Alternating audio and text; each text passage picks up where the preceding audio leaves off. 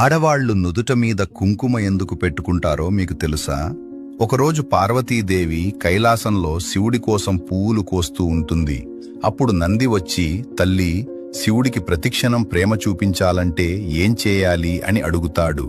పార్వతీదేవి నవ్వి, నాతో రా అని చెప్పి విష్ణు పూజలో ఉపయోగించే కుంకుమను తన నుదిటిపై పెట్టుకుని శివుడి ముందుకు వెళ్తుంది.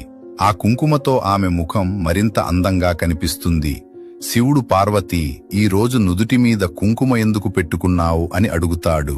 పార్వతీదేవి, మీపై నా ప్రేమను నిరంతరం గుర్తు చేయడానికి స్వామి అని చెబుతుంది. మన నుదుట బొట్టు పెట్టుకోవడం కేవలం అందం కోసమే అనుకుంటున్నారా?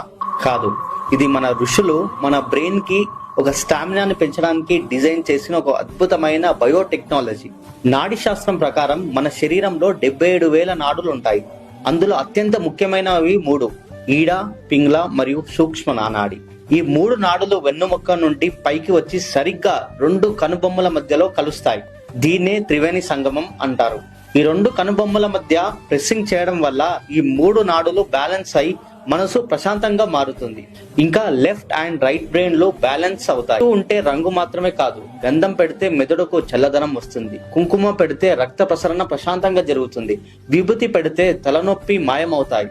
ఇవన్నీ మన పూర్వీకులు ఒక్కో పదార్థంలో ఒక్కో మెడిసిన్ దాచారు.